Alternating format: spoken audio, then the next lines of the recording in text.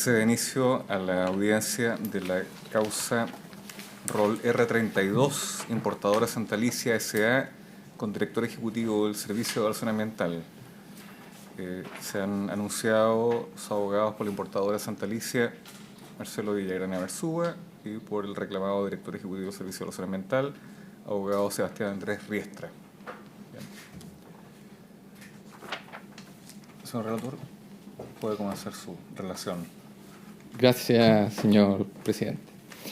En la audiencia de hoy concurren como reclamante la importadora Santa Alicia Sociedad Anónima, en adelante la reclamante o la importadora, y como reclamado el director ejecutivo del Servicio de Evaluación Ambiental, en adelante el reclamado o el director ejecutivo. Lo impugnado es la resolución exenta número 1195, emitida por el director ejecutivo, de fecha 18 de diciembre de 2013, virtud de la cual rechazó la reclamación administrativa interpuesta por la importadora en contra de la resolución emitida por la Comisión de Evaluación Ambiental de la región de Tarapacá, que calificó desfavorablemente la declaración de impacto ambiental del proyecto Planta de Transferencia de Ácido Sulfúrico y Sal, en adelante el proyecto.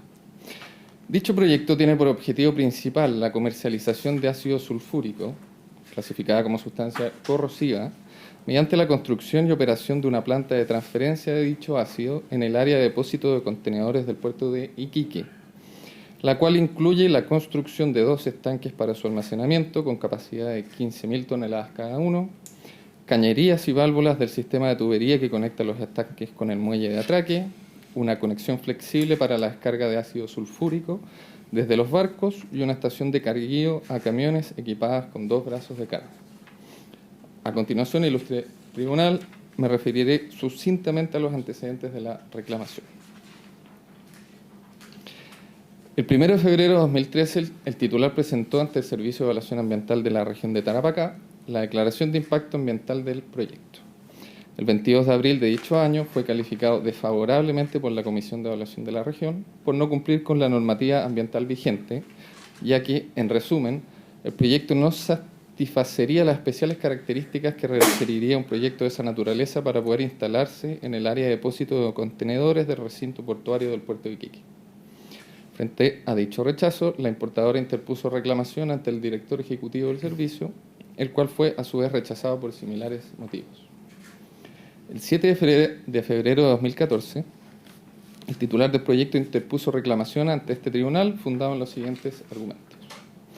En primer lugar, la importadora aduce falta de fundamentación del acto recurrido, dado que la autoridad, a su juicio, emitió una resolución meramente descriptiva y no se hace cargo de todos los aspectos a evaluar, basando su negativa en normativa que no aplicaría al proyecto.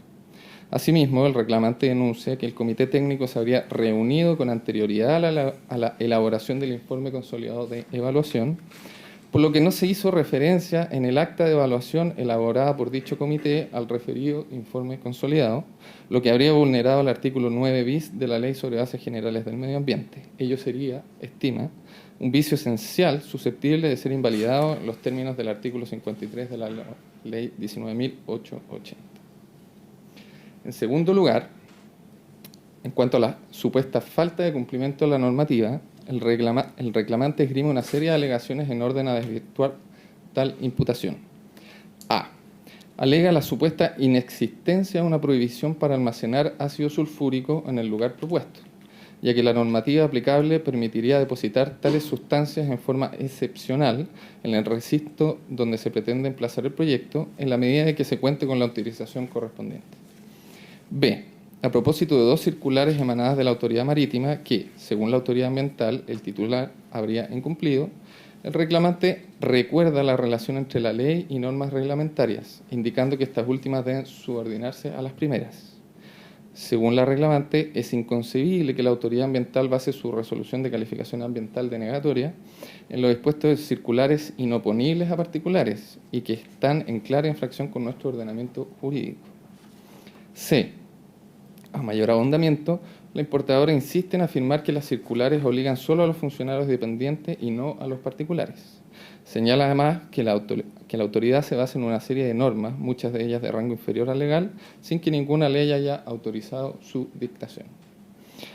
D. El reglamante se refiere a la discrecionalidad en los actos administrativos reglamentarios, indicando que la interpretación que realizan los órganos de la Administración se debe limitar a establecer el sentido y alcance de las leyes y reglamentos que rigen a un determinado sector, no pudiendo innovar en el ordenamiento jurídico estableciendo cargas que puedan agravar la situación jurídica de los particulares. En tercer lugar, respecto de los argumentos esgrimidos por la Dirección Ejecutiva del SEA, el reclamante aduce a. En cuanto a la falta de cumplimiento de la normativa ambiental aplicable al proyecto, reitera que ello no es así, ya que dicha normativa no prohíbe el almacenamiento de mercancías calificadas como depósito condicionado, que sería su caso, sino que solo limitan el depósito de tales sustancias a la obtención de ciertas autorizaciones, lo que estarían en vías de obtener. B. En cuanto al depósito excepcional de las sustancias en cuestión, la importadora agrega que la autoridad interpreta esa disposición de forma temporal, lo que malinterpreta la norma y cambia su sentido y alcance. La norma, dice el reglamante, es clara en señalar que la excepcionalidad se refiere a una situación especial condicionada a aspectos técnicos que debe evaluar la autoridad para cada caso en particular, no procediendo a limitar en forma previa y arbitraria la temporalidad en el almacenamiento de una sustancia no prohibida. Agrega que las cláusulas ambiguas deben siempre interpretarse por la Administración a favor de los administrados y que los organismos técnicos deben interactuar con estos al momento de otorgar o denegar una autorización, no pudiendo autoridad alguna anticiparse al resultado de dicha solicitud. C. En cuanto a la fundamentación de la resolución y no consideración del informe consolidado de evaluación, repite los argumentos ya señalados. Y D. El reclamante estima que el actuar de la Administración fue negligente, dado que la Dirección Ejecutiva del SEA resolvió la reclamación presentada por él en un plazo cercano a los 7 meses, siendo que el artículo 20 de la Ley sobre Bases Generales del Medio Ambiente le exige hacerlo en un plazo fatal de 30 días desde la interposición del recurso. En cuarto lugar, el reclamante se refiere a las garantías constitucionales a su juicio transgredidas, indicando que el director ejecutivo del servicio habría vulnerado en primera instancia su derecho a la igualdad ante la ley, conforme al artículo 19, número 2 de la Constitución, dado que se discrimina a la importadora frente a otras, privándola de la oportunidad de presentar sus descargos en el correspondiente informe consolidado de aclaraciones, rectificaciones u ampliaciones. Asimismo, se habría vulnerado, según ellos, el artículo 19, número 21 de la Carta Fundamental, dado que la importadora se ha visto, por actuaciones ilegales y arbitrarias de la autoridad, imposibilitada de continuar con el desarrollo de su proyecto y ejercer así su actividad a pesar de haber cumplido, según afirman, con la normativa vigente. Finaliza su reclamación solicitando se revoque la resolución reclamada y en su reemplazo se califique favorablemente el proyecto. Solicita, además, en subsidio de lo anterior, la invalidación del procedimiento de evaluación ambiental fundado en los mismos antecedentes antes indicados y en especial por el hecho de que la resolución recurrida habría prescindido del informe consolidado de evaluación. Por su parte, el ilustre tribunal, el reclamado vacó informe el día 3 de marzo de 2014, estructurando sus descargos en 3 grandes temas. El primero de ellos aborda 2 cuestiones previas, referidas a los antecedentes de la reclamación y la improcedencia de la solicitud subsidiaria de invalidación. En cuanto a los antecedentes, el reclamado se refiere a las características del proyecto y a la normativa ambiental a su juicio vulnerada, poniendo el énfasis en que no se trataría de un depósito excepcional, sino que de una planta de carácter permanente, no susceptible de ser calificada como tal. Luego, respecto de la invalidación solicitada en subsidio, el director ejecutivo enfatiza que dado que la importadora optó por solicitar reclamación en aplicación del numeral quinto del artículo 17 de la ley número 20.600, precluyó su derecho a presentarla, fundada en el numeral octavo del mismo artículo, por lo señalado en el inciso final de dicho numeral, además de no haber agotado previamente la instancia administrativa respectiva. En el segundo tema entablado, y entrando al fondo del asunto, el director ejecutivo afirma que no hubo ilegalidad y o arbitrariedad en su actuar, ya que el proyecto efectivamente no cumplió con la normativa ambiental aplicable. A este respecto, aduce que uno de los objetivos principales del sistema de evaluación de impacto ambiental, conforme lo exigen los artículos segundo, letras F y J y 12 bis de la Ley 19.300, implica el determinar que la actividad o proyecto de que se trate se ajuste a las normas ambientales vigentes, que son aquellas que tienen incidencia ambiental y que estén asociadas a un permiso ambiental. En el caso de Marras, las normas ambientales antingentes corresponderían a su juicio al Decreto Supremo número 618 de 1970, a la Resolución número 96 de 1997 y a las circulares marítimas aplicables, normativas en virtud de las cuales se prohíbe ejecutar faenas con mercancías peligrosas en zonas o recintos portuarios que no hayan sido expresamente autorizados para ello por el capitán de puerto. Dicha autorización es de carácter excepcional y solo podría entregarse para almacenar en recintos especiales, por ende jamás de forma permanente, como sería el caso de autos.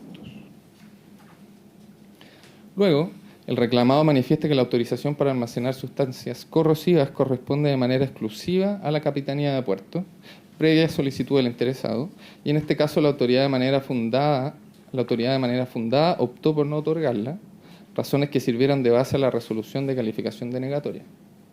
Agrega el reclamado, en cuanto a la aplicabilidad de las circulares a los particulares, que ellas son expresión de la potestad reglamentaria otorgada por la ley a la autoridad superior de un servicio público, caracterizándose por ser verdaderas normas jurídicas generales, obligatorias y permanentes, por ende vinculantes a sus destinatarios.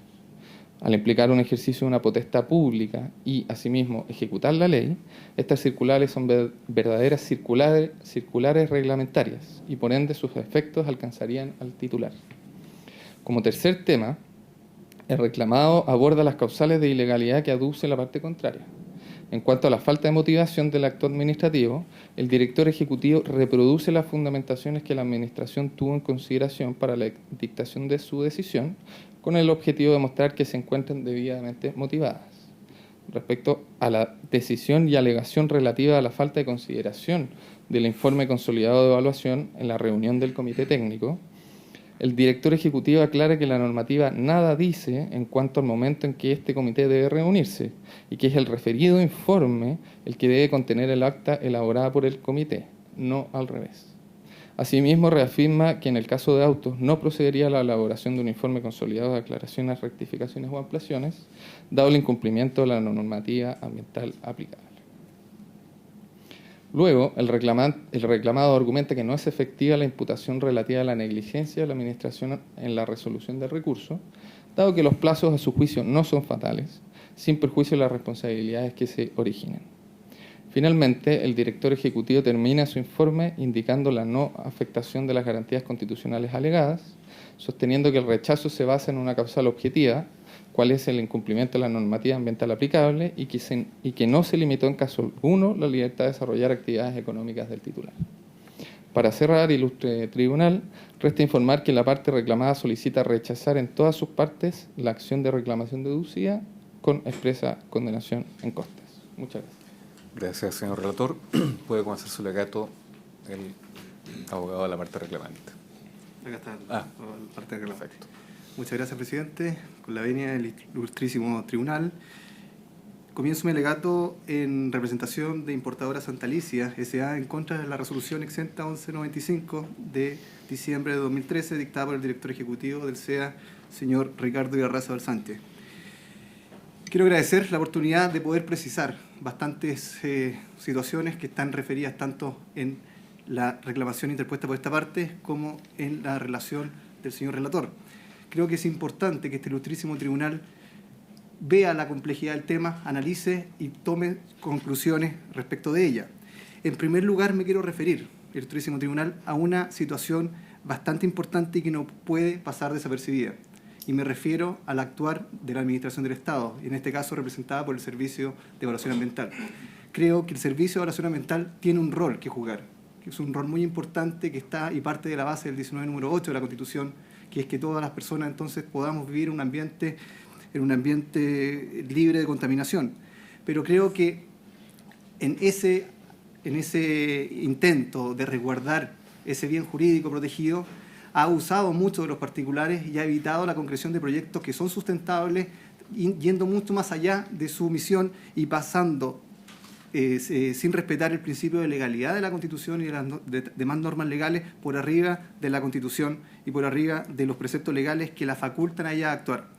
En este sentido, creo que es importante recalcar lo que señalan respecto de que los plazos para ellos no son fatales, que pueden contestar cuando quieren, que tramitan y gestionan con una lentitud bastante imperiosa para las inversiones que realizan los particulares, que ante las solicitudes bastante fundadas, tanto en hecho y en derecho, no responden adecuadamente. Como se ve, no reconocen ni siquiera los errores procedimentales que van en la base del procedimiento.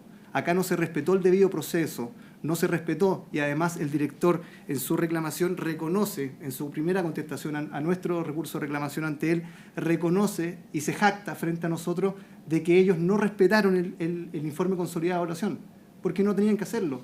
No es importante, pasando por arriba del artículo 9 bis del 19.300. Y ahora en esta contestación ante este tribunal, en vez de reconocer ese error, y como todas las normas de derecho administrativo lo exigen, que corrijan de oficio sus errores de forma, trata de buscar un resquicio legal para decir que nosotros no estamos en la oportunidad de presentarlo ante esta jurisdicción, no reconociendo la competencia de este ilustrísimo tribunal. Yo voy a demostrar, ilustrísimo tribunal, de que no solamente es oportuno nuestro recurso, sino que es del todo importante para poder zanjar, dejar un precedente de que este informe consolidado de evaluación debe ser tomado en cuenta al momento de que se reúne la comisión, como lo establece expresamente el artículo 9 bis.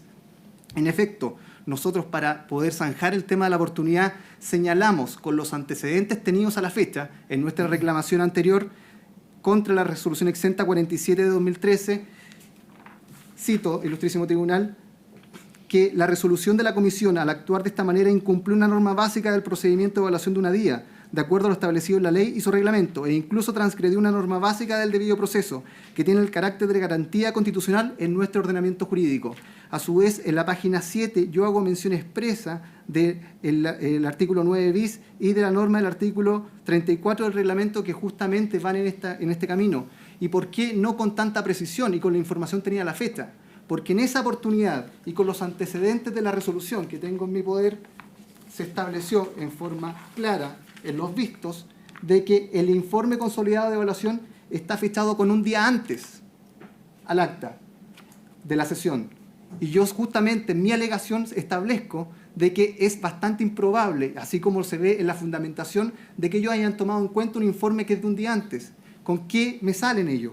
Con dos respuestas, tanto de la directora regional como del director ejecutivo, que señalan no solamente de que lo tuvieron un día antes, sino que dicen, no, si el informe se hizo después, con tamaña gravedad y con tamaña transgresión de todo el ordenamiento jurídico. Señalan, respecto a que el acta de evaluación 4-2013 no hace referencia al ICE, señala que ello es efectivo, por cuanto el acta es resultado de la sesión del comité técnico de acuerdo a lo dispuesto en el inciso segundo del artículo 86, la que es previa a la elaboración del ICE.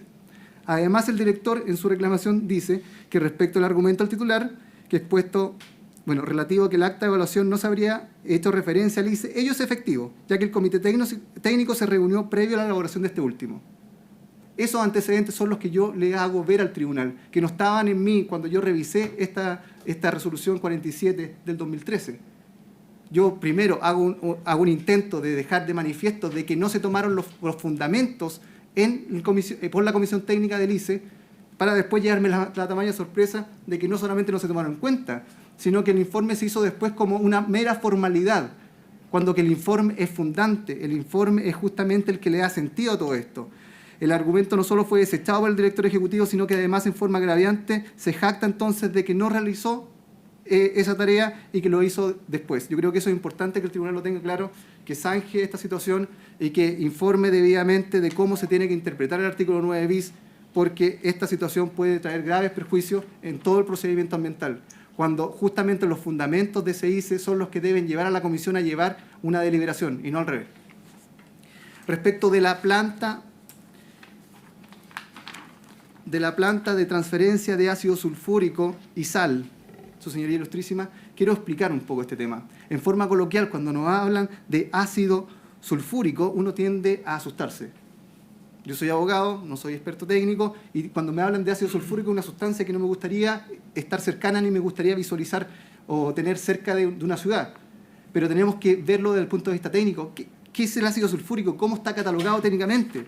Al respecto, su señoría ilustrísima, yo quiero expresarles de que acá el ácido sulfúrico ha sido analizado y está presente en los mismos reglamentos que imperan nuestro ordenamiento jurídico y se establece por la Asociación Nacional de Protección contra el Fuego de los Estados Unidos de Norteamérica, la cual es utilizada a nivel internacional y también en Chile para la clasificación de riesgo de las sustancias, junto con el código IMDG, que el ácido sulfúrico se encuentra catalogado con un nivel de riesgo 0, de inflamabilidad 0, materiales que no arden, y 2 en reactividad, inestable pero que no detonan, en una tabla que va de 0 a 4. Vale decir, no es benzina que va a explotar, no es una sustancia peligrosa, prohibida, sino que es una sustancia para la cual hay que tomar ciertas medidas de resguardo. El ácido sulfúrico, ilustrísimo tribunal, se utiliza en la gran minería y es muy importante para los procesos de cobre de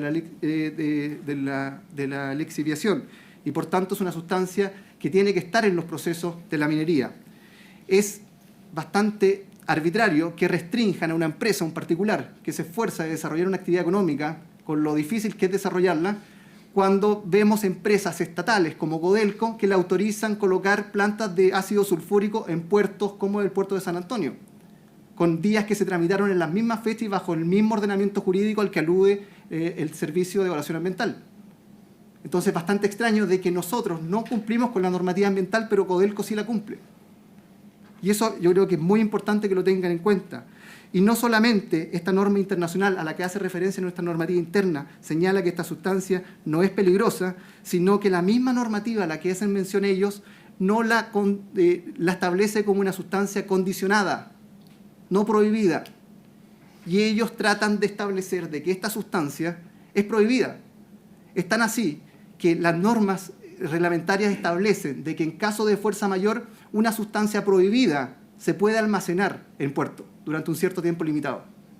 En el caso de la sustancia condicionada, no, es imposible, según ellos. ¿Aludiendo qué norma? La única norma que está en contravención de nuestra solicitud es la circular de la Gobernación Marítima. Circular de la Gobernación Marítima, ilustrísimo tribunal.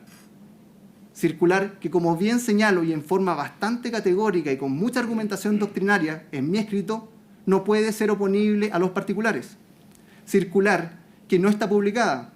Yo les pido que hagan el ejercicio, que la busquen en internet. A ver dónde está esa circular. Es una circular interna de la Gobernación Marítima, que no tiene por qué perjudicar al administrado. Y en este caso, la autoridad está prejuzgando, haciendo un prejuicio, está diciendo que la autoridad marítima, cuando revise nuestra solicitud, que ese es el proceso que corresponde, de acuerdo a la reglamentación vigente, que revise nuestra solicitud, ya la va a rechazar. ¿Y por qué la va a rechazar? Porque existe una circular. ¿Qué es lo que establece la autoridad para el caso de los depósitos condicionados? De que se evalúe el riesgo, de que se vea si los depósitos en la zona y con la planificación que está poniendo el particular ponen en riesgo a la población, si están las circunstancias en el puerto adecuadas para el almacenamiento. Es tan ridícula esta situación de que el Servicio de Evaluación Ambiental cree que con esto va a impedir el tráfico o la transferencia de ácido sulfúrico en la ciudad de Iquique, cuando desde hace años, su señoría ilustrísima, se está realizando desembarco de ácido sulfúrico en el puerto de Iquique por camiones. Miles de toneladas de ácido sulfúrico salen a diario del puerto de Iquique, sin ninguna restricción. ¿Qué es lo que quiere hacer el particular al que represento? Es justamente ordenar este tema, mediante depósitos que permitan sacar los camiones en horarios que no afecten a la población, poder regularizar y tener un stock de ácido sulfúrico que permita que los camiones no tengan que salir a cualquier hora. Los camiones salen en horarios peak por la ciudad.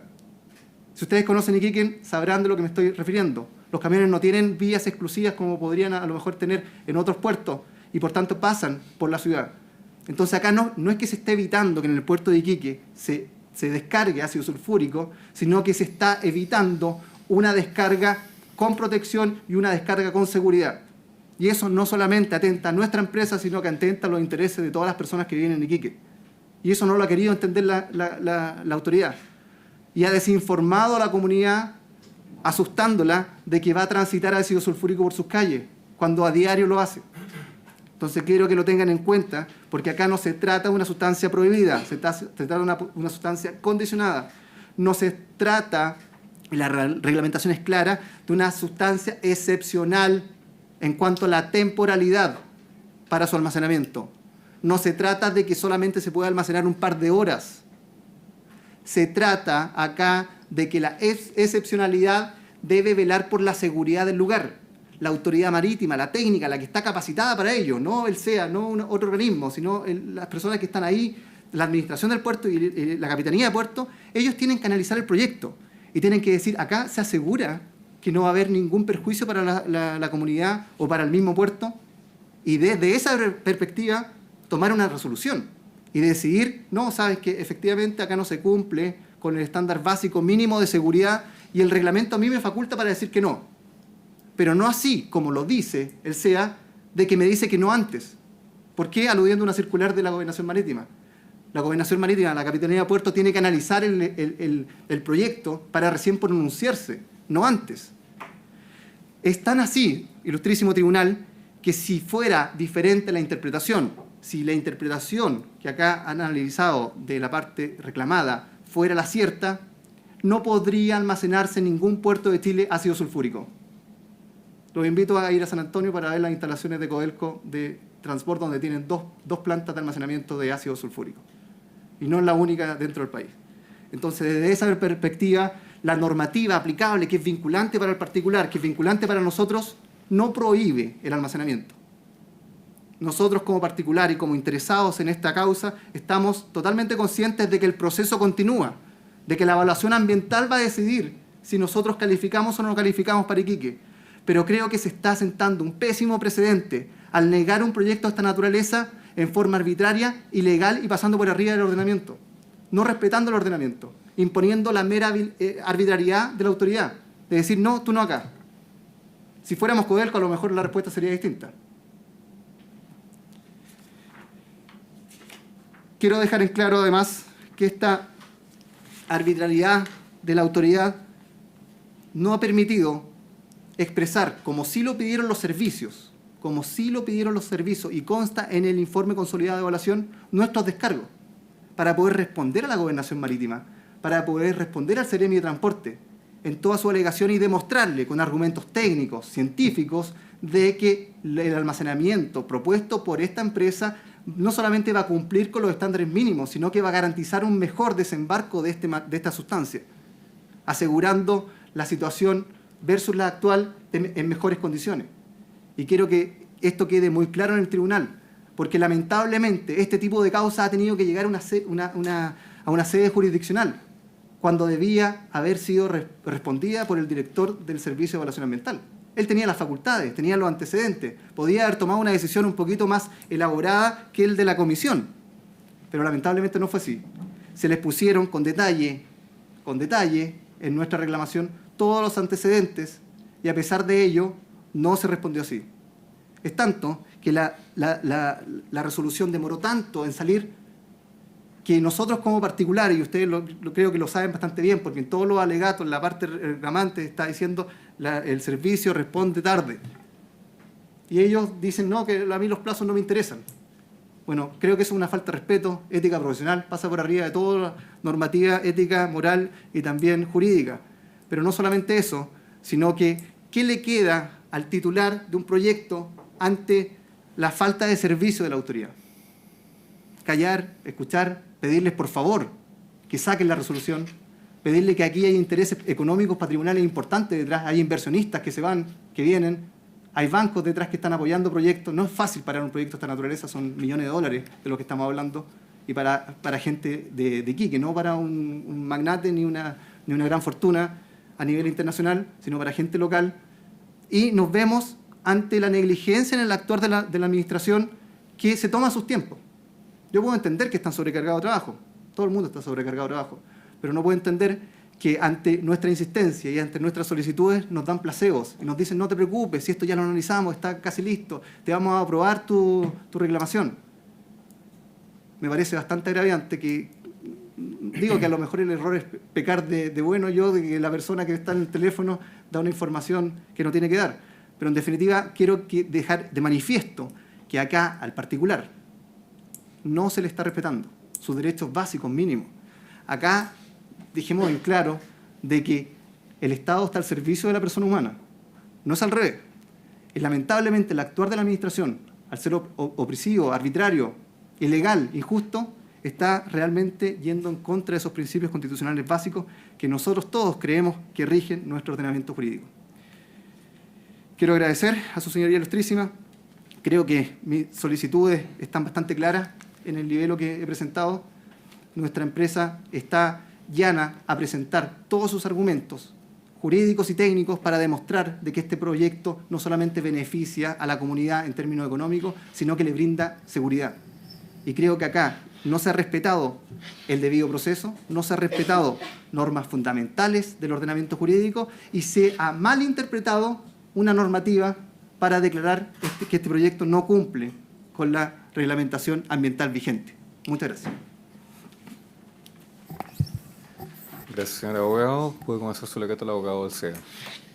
Con la venia de este ilustre tribunal, vengo por este acto en alegar en representación de la Dirección Ejecutiva del Servicio de Evaluación Ambiental, con la finalidad que se rechace en todas sus partes la reclamación deducida por la importadora Santa Alicia, Sociedad Anónima, en atención a las siguientes consideraciones de hecho y derecho que pasaré a exponer. Bueno, como ya lo dijo tanto el relator como mi distinguida contraparte, el fundamento, el debate que se instala, hay que circunscribirlo hacia los fundamentos en virtud de los cuales se calificó desfavorablemente el proyecto son aptos para mantener la decisión administrativa.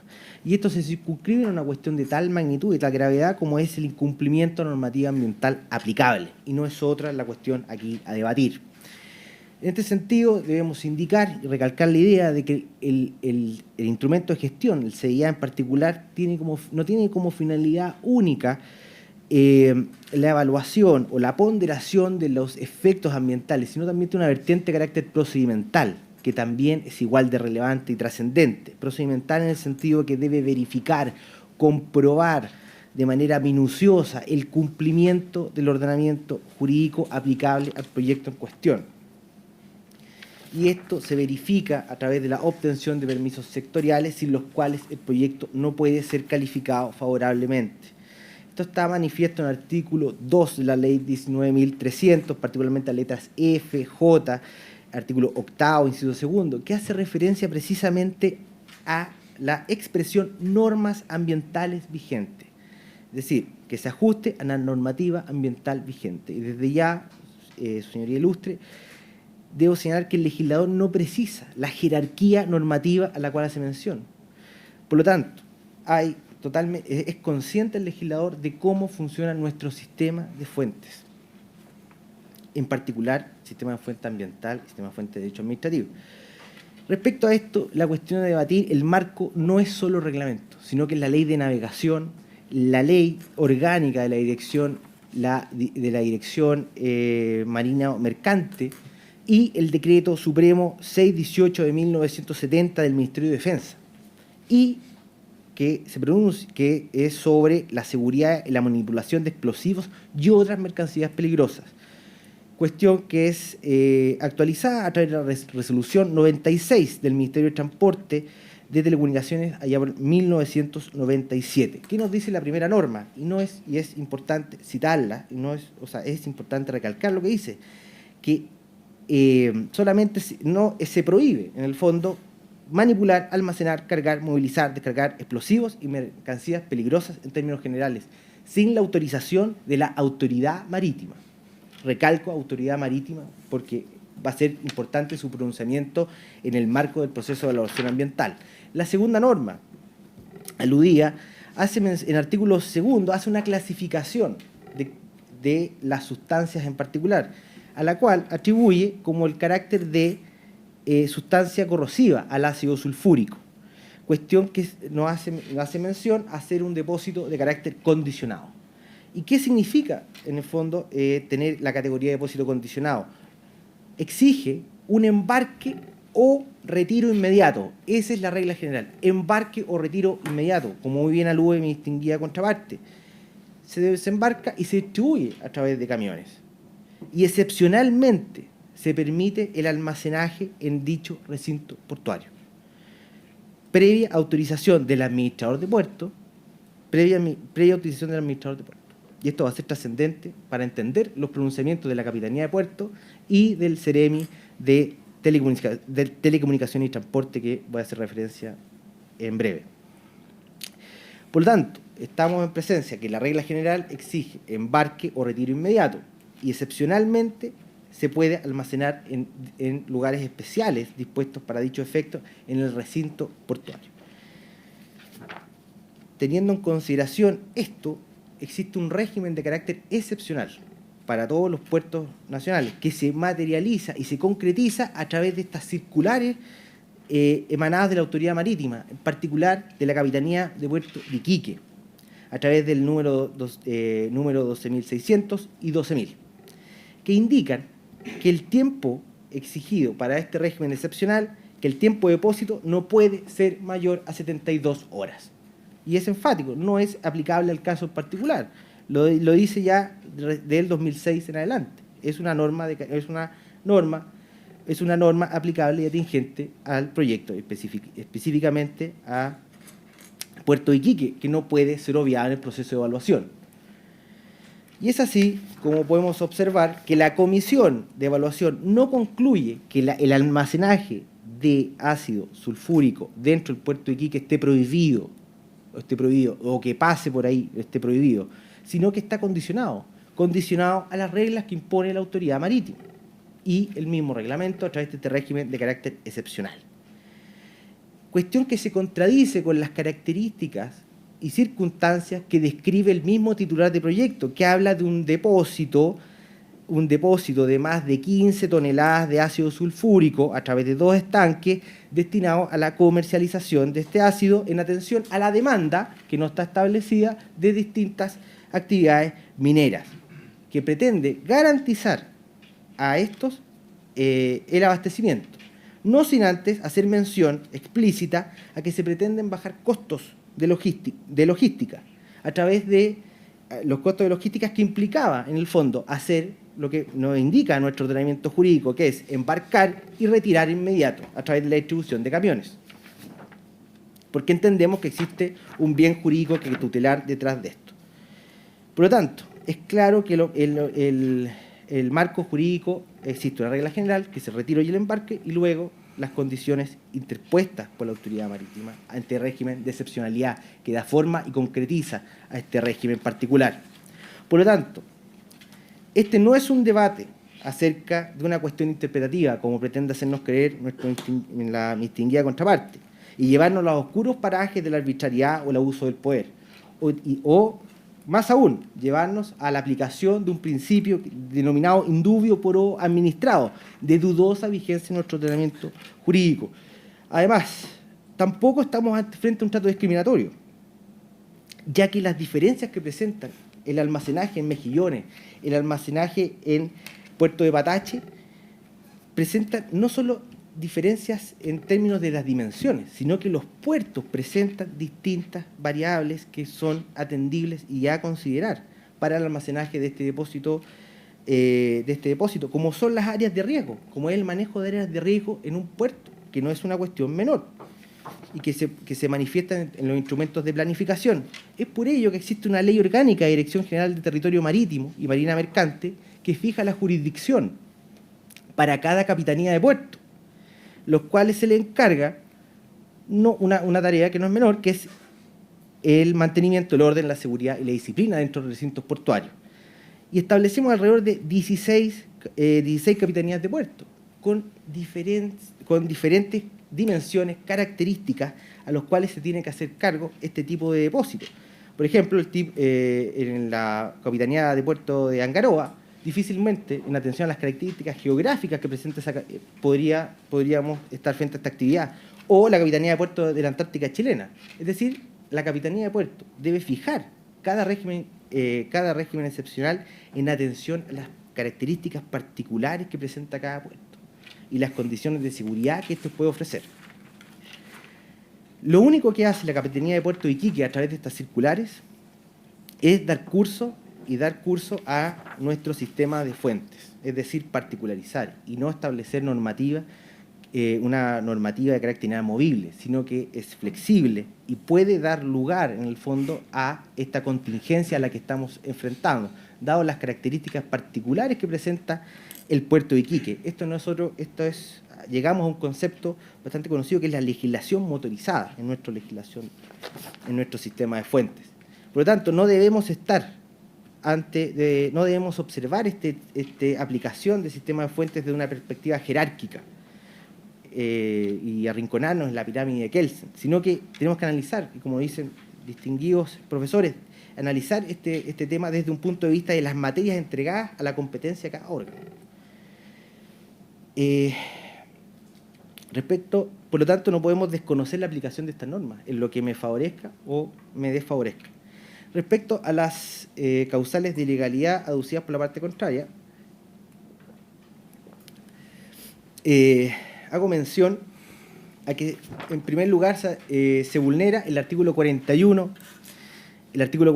y 11 de la Ley 19.880, que alude a la obligación, al deber de la Administración respecto a expresar sus fundamentos, razonabilidad, tanto consideraciones jurídicas como técnicas. Bueno, en esta medida no se cumpliría la alegación respecto a que esta es una cuestión que no está debidamente motivada, dado que en las considerandos podemos observar en el acto impugnado se encuentra no solo el ICE, no solo los antecedentes, todos los antecedentes del proceso de evaluación, razonados y debidamente fundamentados, sino que además se encuentran informes complementarios para dar mayores luces hacia dónde va la decisión de la Administración, cuestión que está toda de manera coherente. Y quiero hacer un pequeño hincapié respecto a la motivación en orden a los oficios y a los pronunciamientos de los organismos sectoriales competentes.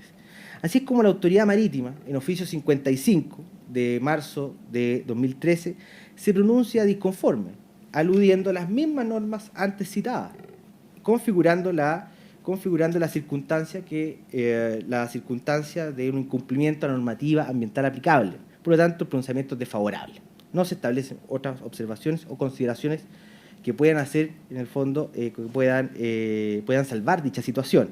Es así, y hay un punto que me parece de todo destacable señalar, que se habla de las limitaciones físicas y ambientales que no pueden otorgar garantías mínimas aceptables de seguridad para este almacenaje en Iquique, cuestión que no puede ser obviado por este ilustre tribunal.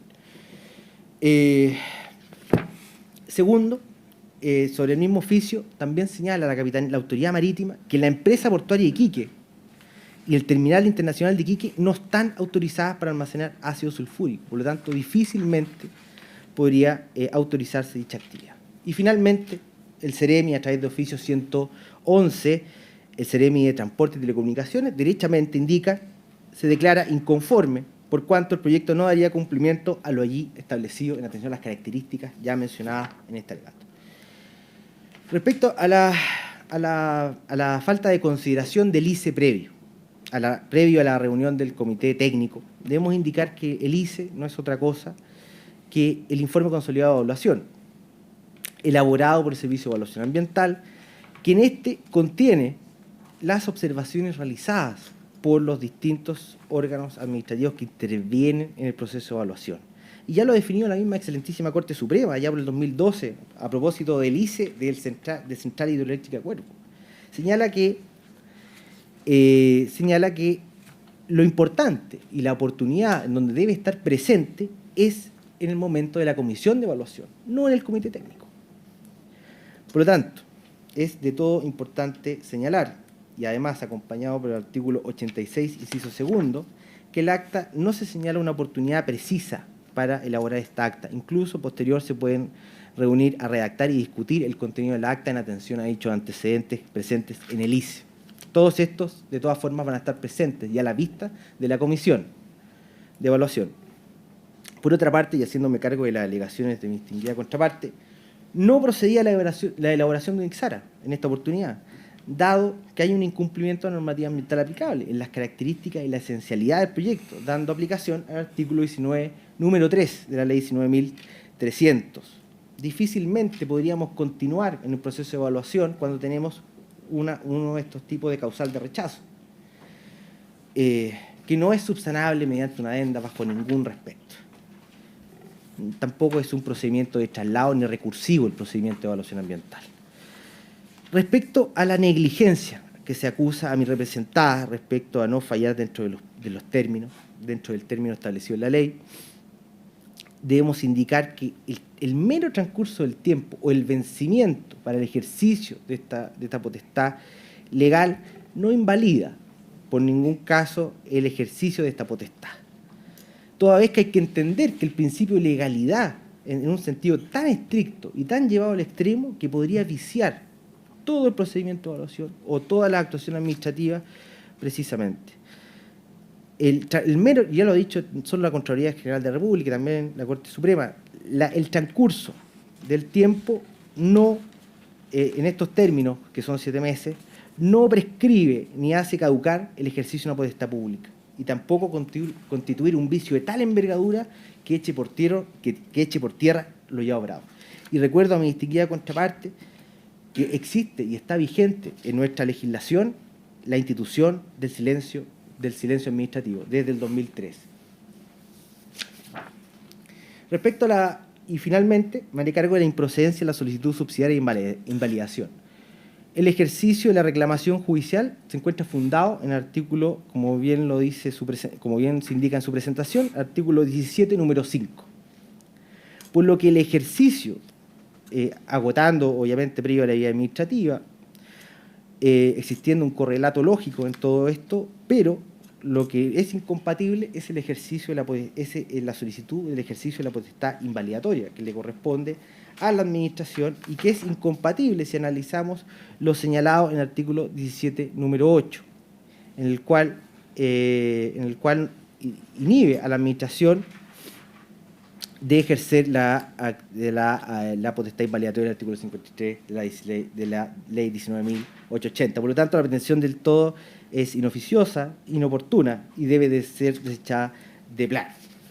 En atención a estas consideraciones, ilustre tribunal, solicito que se rechace dicha reclamación. Gracias, señor abogado. Se pone término a la audiencia.